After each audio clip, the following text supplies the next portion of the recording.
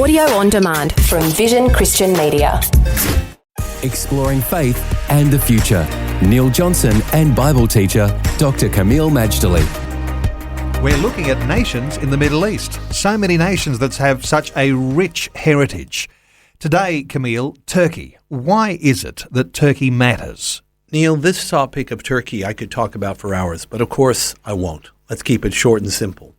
Turkey matters for a variety of reasons. It's got an incredible, unique and rich history, an incredible, unique and rich ethnic background. Even in modern terms, it's unlike any other Muslim-majority country in the world. It's unlike any country in the Middle East, unlike any European country. It's in a class of its own. It has got an impressive geography, an impressive history, a very colorful, rich, and complicated culture, but also where it stands in the future makes a difference not just to the Middle East, but also to the entire world. It's a secular nation. Does that have any bearing on the type of future that it could be moved into or forced into? It's very interesting because Turkey has been secular since the early 1920s. Remember, it was, as a Turkish republic, the successor to the Ottoman Empire. The Ottoman Empire was not secular. It was imperialistic. It was religious. Indeed, the Sultan of the Ottoman Empire was also doubling up as the Caliph of Islam. Well, when Ataturk came to the scene, he abolished the caliphate. He got rid of the Sultan. He secularized the nation. He got them looking westward, and he really was determined that they were going to be grabbed by the scruff of the neck and yanked into the 20th century. Therefore, the secular nature of Turkey not only affects that nation alone, but it actually affects Europe and the Middle East, because a secular Turkey will deliver certain outcomes.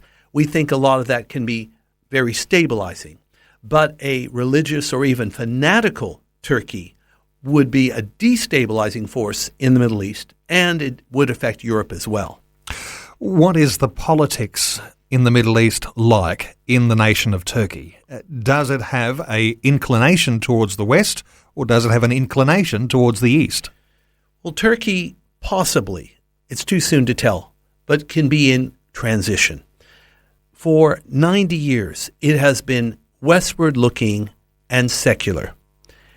There are, of course, some quiet rumblings that Turkey needs to make some adjustments and perhaps return to a little more, shall we say, fundamental view of Islam.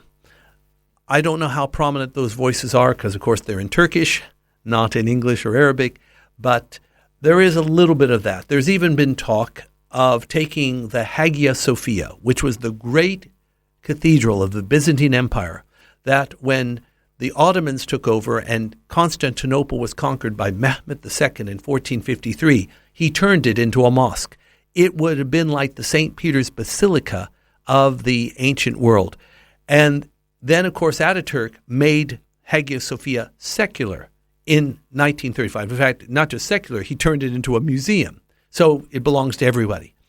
Recently, there's been talk, and at this point we'll just call it talk, that it should revert to being a mosque again, which is rather incredible because right next door is the Grand Sultan Ahmet Mosque, which is also known as the Blue Mosque. Why do they need to turn Hagia Sophia into a mosque? Well, of course, it's a symbol. It's almost like if Hagia Sophia reverts to religious usage again, that means Turkey will be ditching its secular roots and going religious. Now, what will that mean for the world?